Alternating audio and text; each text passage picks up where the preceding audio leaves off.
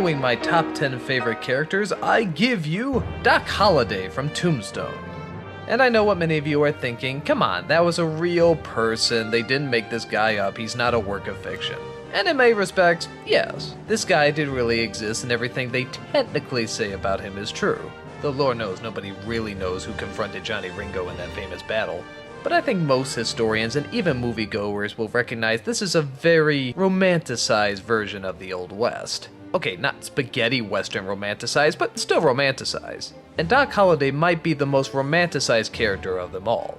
He's a gun-slinging, poker-playing, poetry-quoting, elegant badass who lives every day like it's his last because, honestly, it could be his last. He had tuberculosis, so his thought was, fuck it, I'm gonna die anyway.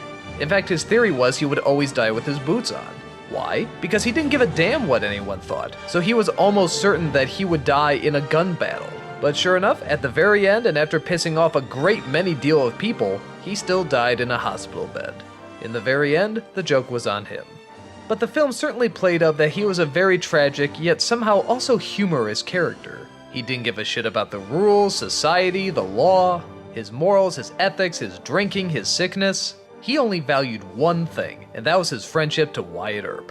Wyatt Earp was considered by many people a good man, and certainly one of the best lawmen who ever lived. And the fact that he would show someone that everybody has given up on the time of day definitely meant a lot to Doc. So, anything Wyatt wanted to do, even if it was to take down the entire cowboy gang all across the West, he would go for it.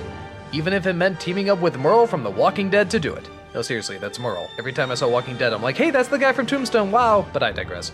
The Doc Holliday in this version was probably a little bit more eloquent and romantic than the real was. I mean, obviously, I never met the guy, but from the descriptions, he was a little bit more hardcore, in that you wouldn't hear quite as much poetry from him.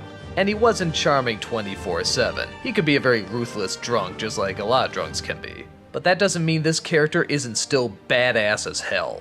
He's intelligent and wise, yet still walks down that thin line of the law. Sometimes a good guy, sometimes a bad guy, he just plays it by ear.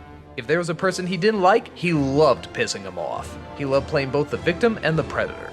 On top of that, he was a great poker player. That much is true too. That means he had a clear understanding of the human psyche, at least when they were lying to him. It takes a great deal of skill to figure that out, and even more to figure out how to make a profit on it. Yeah, he was a drunk. Yeah, he had tons of weaknesses. Yeah, even he would make fun of himself all the time for it. Remember this scene? That was awesome. But all of that was okay because not only could he put his money where his mouth was, or should I say his gun where his mouth was, but he seemed like one of those people who didn't have many friends, but when he did, he held them very close. In fact, really in the movie, it seems like he only has two people he can count on. One is his girlfriend, which even the movie seems to exploit as supportive but also destructive, which he would inevitably leave in the end, and the other to Wyatt Earp, which he would never leave in the end. It's constantly walking that line between sanity and madness, but having that one trait that he can never turn back on, his dedication to his one true friend. And though much of it is romanticized, he still carries a lot of traits that deserve to be admired, and I admire them a great deal. I mean, obviously I don't agree with everything he does, but a character who in many ways loses so much of himself and yet somehow finds so much of himself just in how dedicated he is to another person, I think that is pretty cool. Like out of all the people in the world, there's just that one he respects so friggin' much. Doc Holliday in Tombstone is proof of that. Half the time you want to smack him, the other half, you want to tip your cowboy hat to him. He's an awesome character and I'm proud to have him in the number 9 spot.